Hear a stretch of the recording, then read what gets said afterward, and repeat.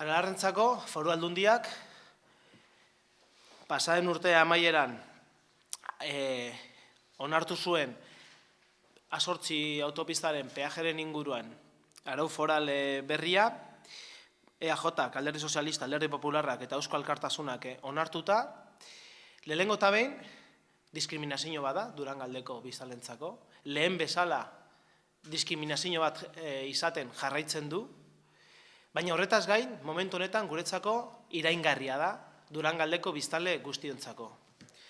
Iraingarria diskriminazio hori denporan irauntzen delako eta jarraitzen duelako, baina gehien bat, arau forala hori indarrean sartu denetik, gainera foru aldundiko agintariek saiatu direlako berapen bezala, deskontu bezala, saltzen herritar guztiei. Eta gainera, esan dute era honetan eta berapen, edo ustezko berapen horiekin, Durangaldeko herritarrekin foru aldundiak zuen zor historikoa ordaintzen ari dela.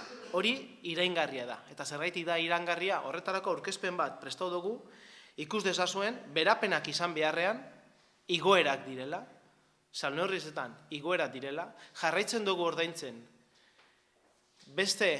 Bizkaiko beste herritar batzuk ordaintzen ez duten tramo batengatik. Gainera, peajerekin lortzen den dirua, azpiegitura berrizetan bideratuko dela agertzen da foru arau horretan. Hauze da, ez da esaten duten bezalase gehien ordaintzen dena, gehien kutsatzen duenak gehiago ordaindu behar duela, edo irizpide horrez jarraituta ingurumenari lotutako peaje bat izango, ez.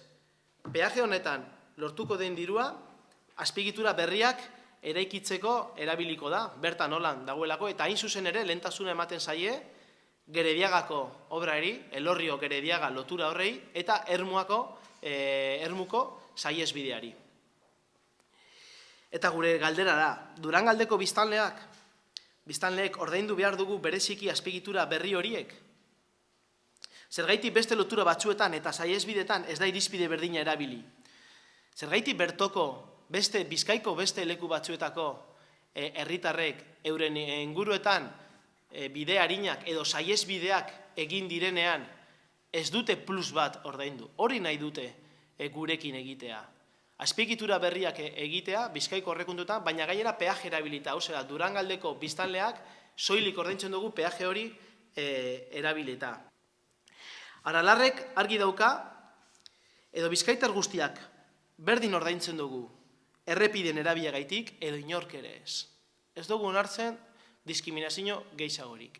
Edo denok pagetzen dugu Bizkaian errepide arinak erabiltzarren, Txorierriko korredorea, Avanzada, A8 Bilbotik ezkerraldera arte, edo inork ez dugu ordaintzen. Gure apostu aspaldin egin dugu publikoa, bineta sozialarena.